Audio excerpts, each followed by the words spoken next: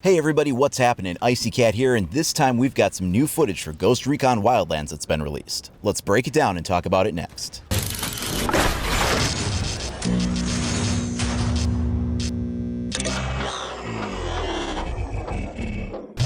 We've been waiting a while for some new footage for Wildlands. The last truly substantial gameplay footage we got was back at E3. Now, in that one, they showed us what it looked like. However, there were some problems. On the E3 floor demonstration, the AI was dumbed down, the weapon handling mechanics were all but removed, and player health was made to be pretty much invincible. You could not die no matter how badly you played. It felt like a very arcade experience, and the colors were bright and saturated, and it just felt almost a little cartoony. Now, I had a lot of fun playing that. I could definitely see the potential in it, but I wasn't a fan of how they presented it by dumbing down a lot of the mechanics to make it so easy for everybody to pick up and play. In addition to the live gameplay demonstration that was available at E3, they also demoed an actual gameplay experience with the devs controlling it. This was at the E3 Masterclass. If you watched that, you got a chance to see this. And now we're going to do the same exact mission, but this time at night during a storm with a completely stealth-based approach.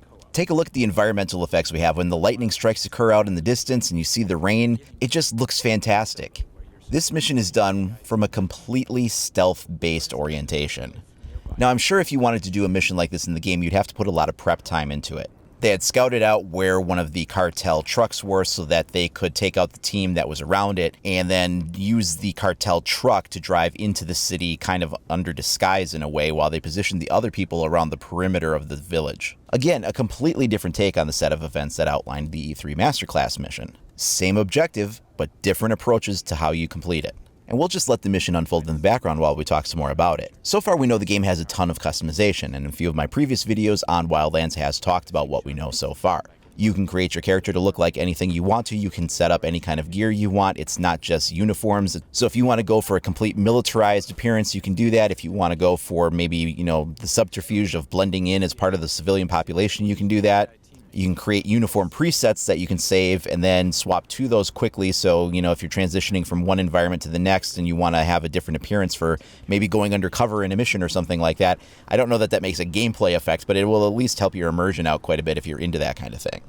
All of the weapons themselves have tons of attachments and different kinds of setups that you can do on them. Everything from sights to the normal attachments like laser sights and foregrips and underbarrel attachments and all kinds of things. You can change out the internal mechanics of the guns, put weapon paint skins on them, completely alter their configurations. Just tons of options there. We also now know that you can customize drones, so you have the ability to upgrade these as you play. On Twitch, the developer was talking about how you could, and in fact demonstrated, you'll see later in this video, the drone is outfitted with night vision and upgraded to thermal vision. He said you can also do things like put on noise distraction devices on the drones, or you can have them do a EMP burst, or you can have them be high explosives so that you could actually drive a drone into a room and detonate it to take out some guys.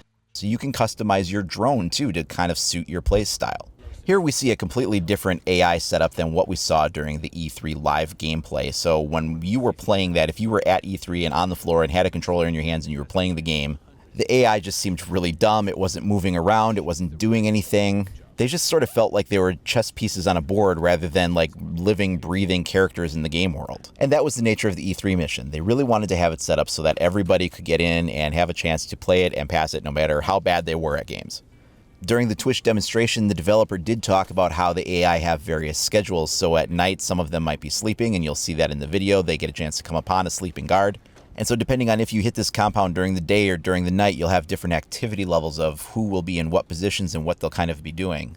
Setups like this really allow you, if you just look at how just massive this town is and how many options there are that are going on. You've got lights, you've got security systems with alarm towers that can be set off to call for reinforcements. There are power generators that if you take them out will disable all of the electricity. You can sneak in with the truck convoy like they did in the beginning of the game. You can parachute outside of the town and work your way in, or you can parachute right into the middle of the town and do a smash and grab. You can go completely assault, just go in guns blazing and blowing everything up. The options in this game are absolutely crazy.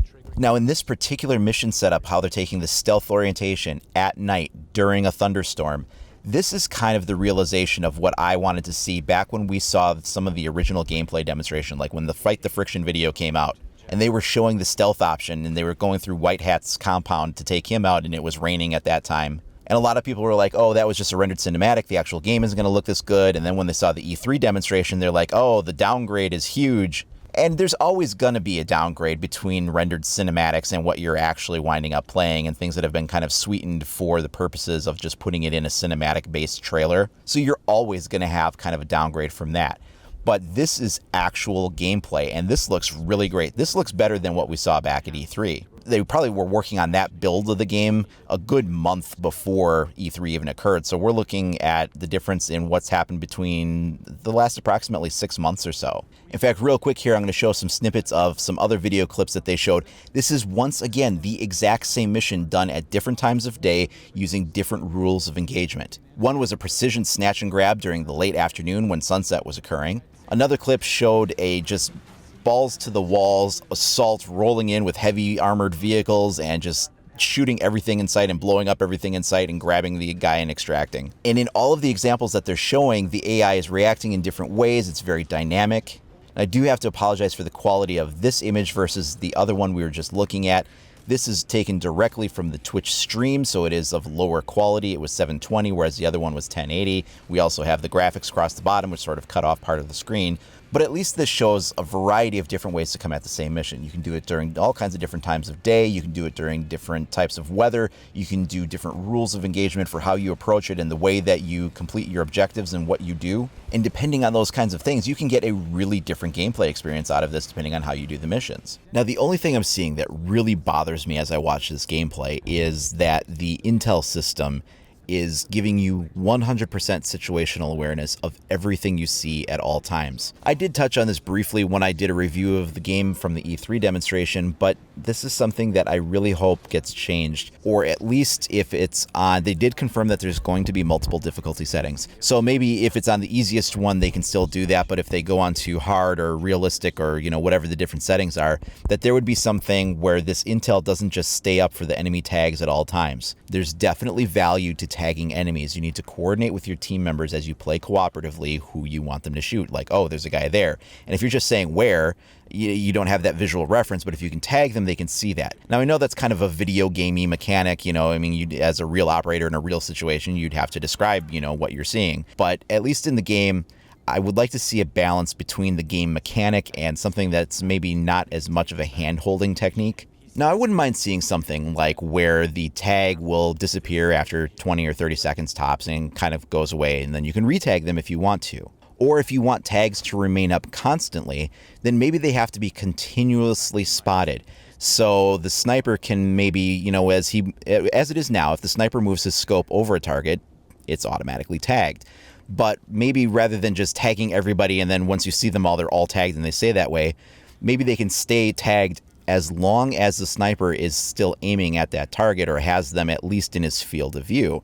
Then that would maintain like spotting intelligence. There's a reason you're getting the continual situational update, because you're always keeping an eye on that person. Or likewise, if you can see the entire camp's tags and you are doing that because you're maintaining your drone in the air at all times, keeping an eye on everything, that would make some sense. So if you want to have that benefit of maintaining that situational awareness, just 100% knowing where everybody is, that at least that the drone can see, that the drone has to be in operation. It has to be, you know, controlled by an operator, keeping an eye on things the whole time.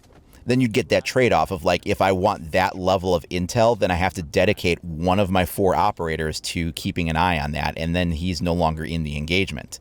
Just having a little bit of trade-off of risk versus reward there would be good to see. Because I think just having everybody tagged all the time once you see them and then the tags never go away, that's just too generous. If they want to keep it that way on the easiest setting, I guess that would be all right. But I hope that maybe they would consider changing the way that that works when you are on harder difficulty levels. Now, this new footage definitely has me excited all over again. I just can't wait to play it. It's looking really, really good here. And this is the play style that I would use, so I'm glad to see it put into play here. When I do a mission with my friends, this is how we're going to be executing it. We're going to be scouting the area out. We're going to be figuring out where all the things are that we can take advantage of. If we want to shoot out the alarm system or take out the generator or, whatever it is we want to do.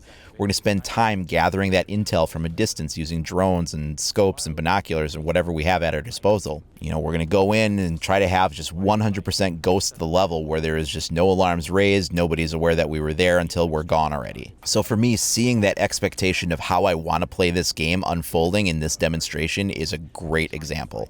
The game does come out in March, and that does sound like it's kind of a long way away, but it's March 7th is the projected release date if it doesn't get delayed or anything.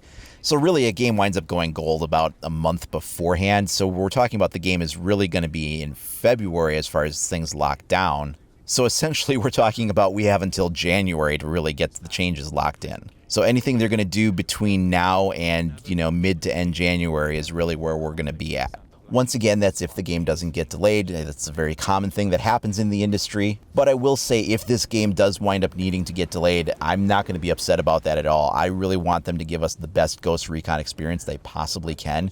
So if that means that it gets pushed back, another couple of months, 3 months, whatever, as long as we get the best Ghost Recon experience we can possibly get at the end of it, I'm okay with that. But otherwise, March can't get here soon enough. There is, of course, still information that we don't know anything about. We know that there's going to be some kind of competitive-based multiplayer. We don't know what form that's going to wind up taking. After E3, there was an article that came out. They were talking to some people in the industry, and the topic of multiplayer came up. They said they do have plans for some kind of multiplayer, some kind of sounded like maybe some competitive multiplayer, something like that, but they said they weren't ready to talk about it yet. They're holding their cards close to their chest on this one. So we know something will be in there, and it's going to be really interesting to see how this plays out in this giant open world concept. Is it going to almost become like a GTA Online sort of an experience, or are they going to do like certain sections of certain zones become like multiplayer maps that are just sort of locked off with boundaries? Is it just going to be operators on operators, or will there be AI bots kind of in the mix between the two teams so that there's like a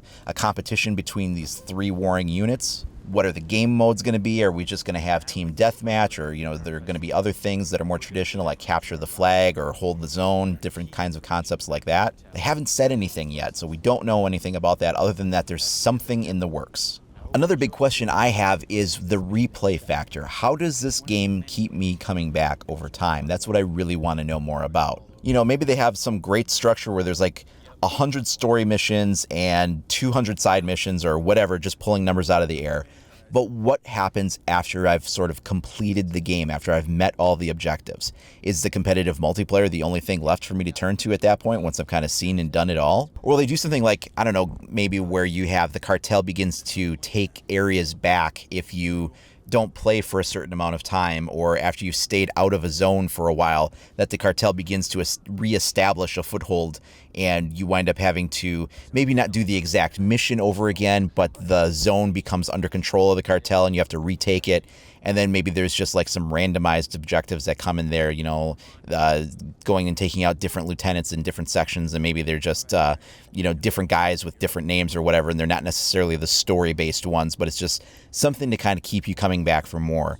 Maybe they'll have some kind of weekly challenges or daily challenges or something like that. Would be really cool if they did some kind of a random mission generator. Just some kind of a hook to keep me coming back for more, so it's not just like, hey, I passed the game and now there's no reason to wander back into the Wildlands again. At least not until the next DLC expansion comes out or whatever the case might be. I want to have a reason to keep coming back to this game over and over again. Cooperative gameplay is my absolute favorite, and while Siege did offer Terrorist Hunt, and it is something that I spend time playing with friends and family, it's not the true mode that Rainbow Six is based on, whereas this is built from the ground up to support cooperative play as its primary method of gameplay. So that said, I really hope they put in some creative ways to keep me coming back for more. So what do you guys think? How does the new gameplay look to you? Let me know down in the comments below, or you can tell me over at IcyCat25 on either Facebook or Twitter. Now, if you want to stay up to date on all the latest news, tips, tricks, reviews, and more for both Rainbow Six Siege or Ghost Recon Wildlands, then please like and subscribe. As always, thanks for watching, everybody. We'll see you next time.